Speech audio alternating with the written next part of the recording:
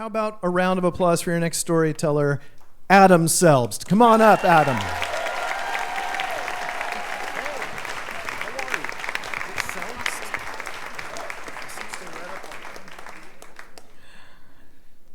A couple of years ago, my parents retired and decided to move down to North Carolina. They'd been there for about a week when I got the phone call from my mother. Adam, she says, you're not going to believe this, but in North Carolina, it's legal for us to own a tiger. Growing up, my mother was well known for adopting stray cats. The first one to attack me was when I was learning how to crawl, and it left a scar that I still have to this day.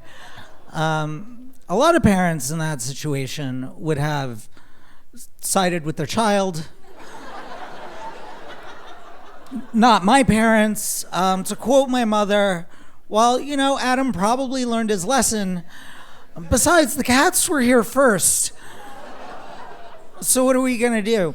They ended up deciding not to get a tiger. They had just moved to North Carolina. They had a small apartment, and they had two previous cats, which might not get along with the tiger. And, the cats were there first. You get it.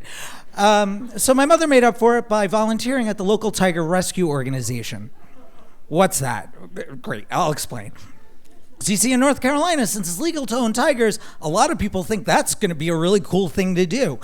The problem is that tigers are actually very expensive. They eat a lot of meat. They're also, you may have heard this, extremely dangerous. The worst thing, though, is once you have a tiger, it turns out they're extremely difficult to get rid of. But don't worry, in North Carolina, they have a plan. They have a system. If you have a tiger that you're sick of owning, you just drive it out into the middle of nowhere and you just let it go. I didn't say it was a great system. And in fact, a lot of the residents of North Carolina also have a problem with this system. So this organization exists to go around and collect all of the stray or abandoned tigers and then take care of them for the rest of their lives. It's a wonderful organization. She worked there. I spent a lot of time there over the years. And I'm not embarrassed to tell you, I had a favorite tiger. His name was Jellybean. Jellybean was a white tiger. White tigers are frequently really inbred. But not Jellybean. Jellybean was perfect, and he loved me. There was only one problem with going to visit Jellybean, which is that he lived with another tiger named Tex. Tex was the most problematic tiger there. He had a reputation for attacking a lot of the visitors. Tex was what we would refer to in tiger parlance as kind of an asshole. So a couple of years ago, I'm visiting, and I go down to visit Jellybean, and I always do a quick scan for Tex to see if he's around. But I didn't see Tex at all. So I decided to get a little closer. I stepped over the rope that separates the crowds from the fence. It's fine, my mother works there. And there's still the fence there, they can't get at me. So I go and I lean up against the fence and I whistle, and Jellybean sees me and he comes running out and he rolls over and we're having a lot of fun together. But then in the corner of my eye, I sort of see or sense a little movement. So I look up, but I don't see anything at all. So I go back down and Jellybean rolls over and he's chuffling, which is like the tiger version of purring. It's really cute. But again, I see some movement.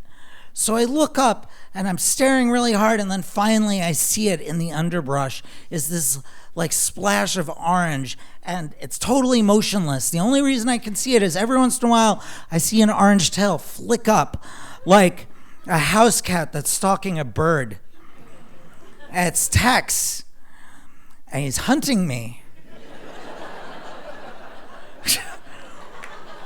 What an asshole.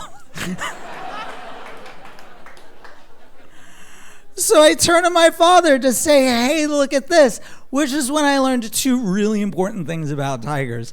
The first is that a tiger will never attack you if you're staring straight at it. They're really smart. They'll wait till you turn your face away and say something like, hey, Dad, look.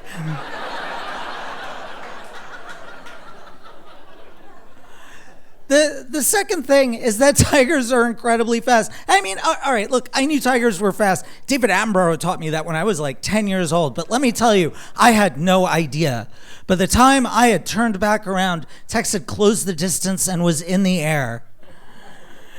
It was like being hit by the world's softest locomotive. I flew back about 5 feet and I landed in the dirt, and my whole family came running over. Oh my God, Adam, are you okay? Helping me up, except my mother, who came stalking over and pulled me up, and she said, you know, this is entirely your fault. This never would have happened if you hadn't been acting so much like prey.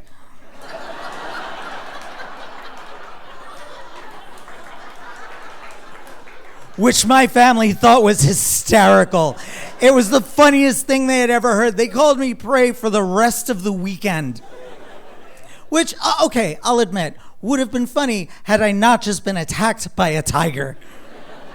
In a state with a very legitimate tiger problem. So I became really angry and I turned to my mother and I said, how can you say this? I'm your son. Who's he? He's some asshole you just met.